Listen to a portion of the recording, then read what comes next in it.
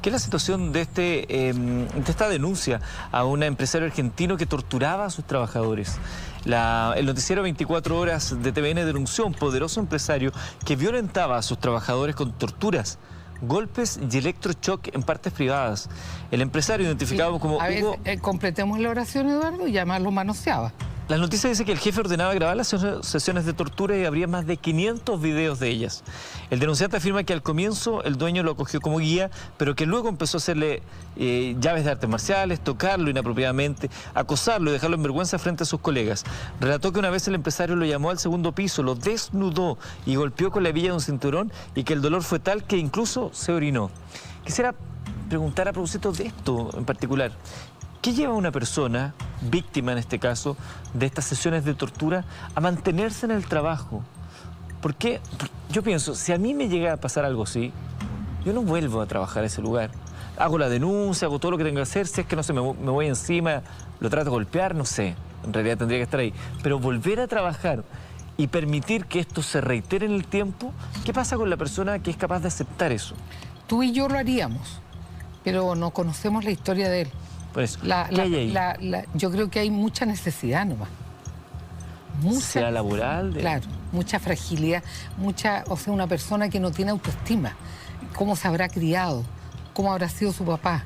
¿Cómo habrá sido su mamá que nunca le enseñó no solamente el autocuidado, sino la autoconfianza? Las cosas que se dicen. Confidence. Y lo que le dijeron, le han dicho penca, tontorrón, flacuchento, tata. Entonces él tenía una autoimagen de un pobre tipo que para poder trabajar tenía que permitir que este degenerado hiciera lo que quisiera con él.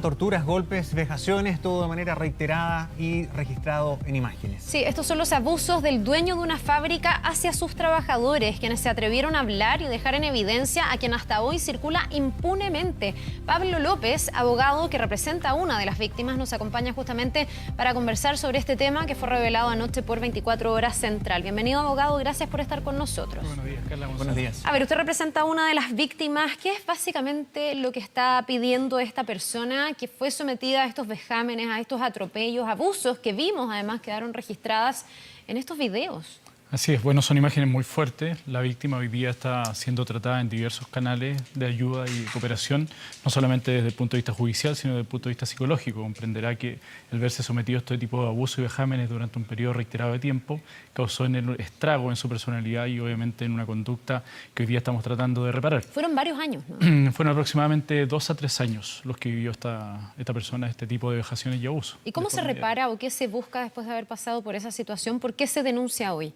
La denuncia hay que entender el contexto dentro del cual sucede aquello. Obviamente una persona que fue vulnerada en su oportunidad, que pasa de una subordinación y dependencia desde un punto de vista laboral a una sumisión absoluta respecto del dueño de la empresa.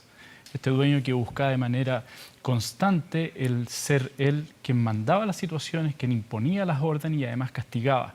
Era castigador con él, tenía esta conducta, como le digo, manipuladora, de amenazas, en donde el aspecto económico, una persona trabajadora que además está su familia, único soporte de la familia, se veía un poco chantajeado y vulnerado por este dueño. ¿Fueron casos más bien aislados dentro de esta compañía dedicada al rubro de la alimentación o hay cuántos casos de este tipo? ¿Contra cuántas personas actúa de la misma manera este sujeto? Diría que no se trata de casos aislados. Nosotros particularmente estamos representando a una de las víctimas, la más grave, don José, y particularmente desde el punto de vista de las imágenes que se aprecian, hay testigos, y testigos que no solamente pueden ser cómplices encubridores, sino que a su turno son víctimas.